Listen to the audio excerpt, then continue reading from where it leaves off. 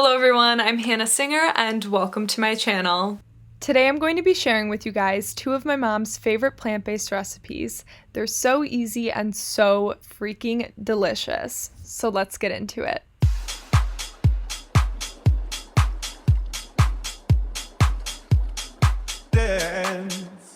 Something about the way you look to me, yeah.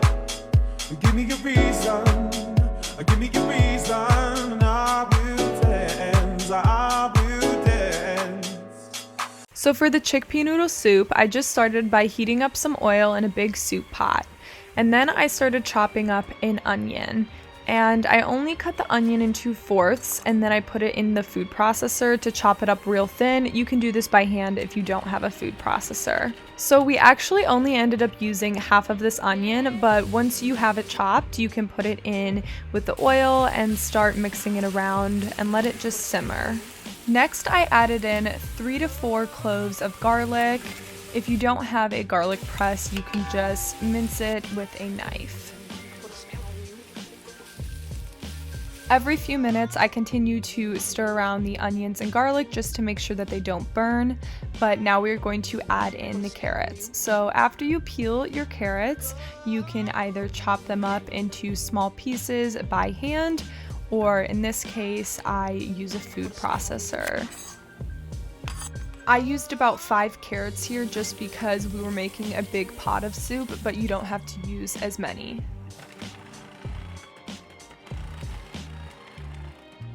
So once the carrots are all diced up, I'm going to be adding them into the mixture with the onion and garlic. Then I'm going to make sure I give the carrots a good stir so that they're coated in the garlic and onion. Next, I will be chopping up some celery. Again, I'm going to be using a food processor, but it is not necessary. You can just chop it into small pieces by hand if that works best for you. I ended up using about 3 to 4 sticks of celery. And now I'm going to be adding the celery to the mixture and giving it a good stir as well. Next, I will be peeling and dicing 3 large potatoes. You definitely don't need to use 3 potatoes, but I just love potato in my soup.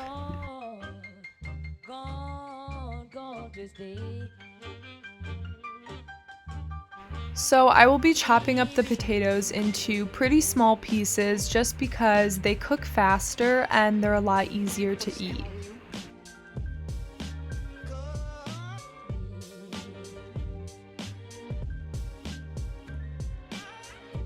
Now I will be adding the potatoes to the mixture.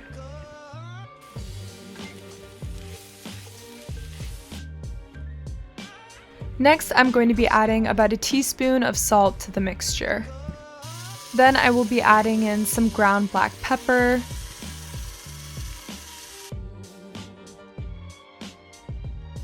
So next I will be blending some fire roasted diced tomatoes. I recommend using regular diced tomatoes instead of fire roasted. We only had those ones on hand, otherwise we would have used normal diced tomatoes.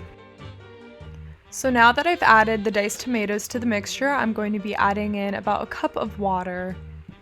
Then I'm going to be adding in a big spoonful of Better Than Bouillon vegetable base. This is just going to add some more flavor.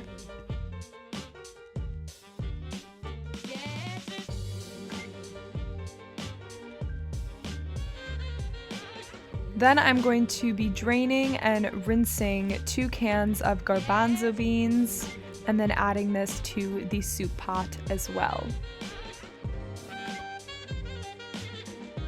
Now I will be adding in a regular can of fire roasted diced tomatoes instead of blending them up. Then I will be rinsing about a handful of parsley and I'm going to add it into the food processor, but you can chop it by hand as well. And then I'm going to add that to the mixture.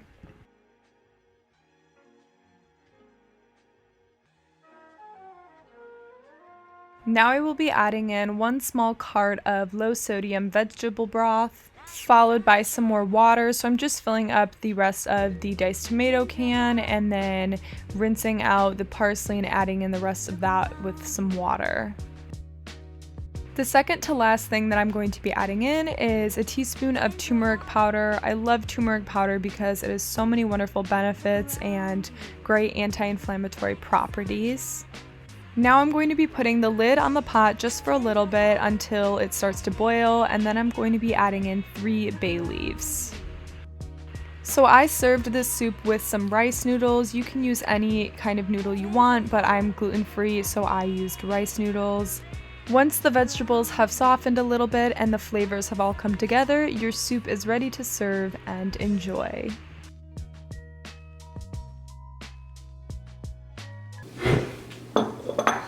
Here we go. I'm the first person to try this.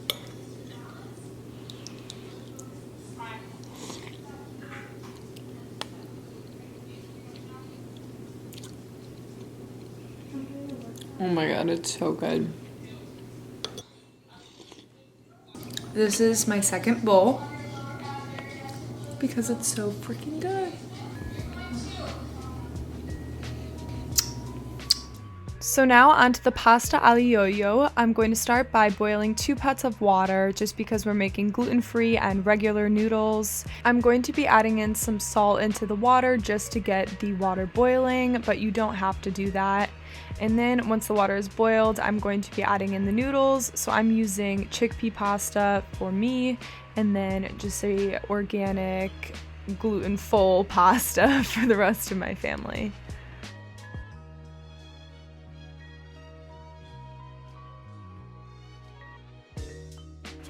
So I got a little distracted, but once the pasta was done boiling, I went ahead and set it aside because I won't need it until the end.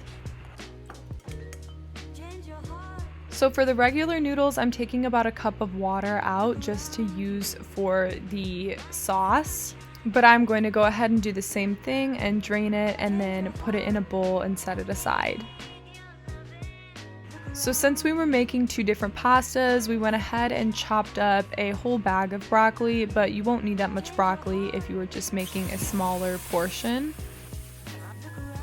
So once the broccoli is rinsed and drained, I'm going to be adding it to a baking sheet so that I can season it and pop it in the oven.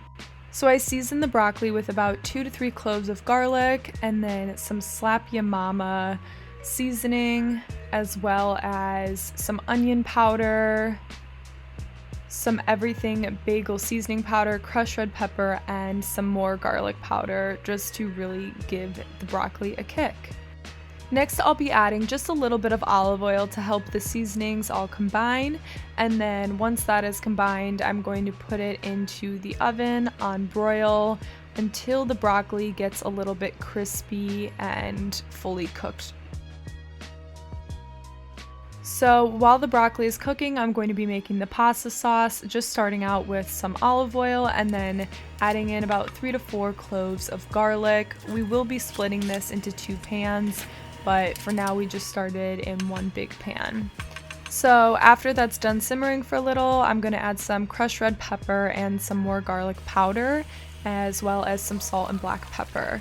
And then gonna give it a mix and split it into 2 pans. So for the gluten-free pasta, I'm going to be adding about a spoonful of better than bouillon paste with some water, and I'm just going to let it simmer. Then I'm going to take the water that I saved from earlier and mix it with some bouillon paste and then add it to the other pan. So now the broccoli is done and it's just crispy around the edges, which is exactly how you want it to be. So now to finish this recipe, I'm going to be adding the oil to the pasta and mixing it around in a bowl, and I'm going to be doing the same thing for both pastas.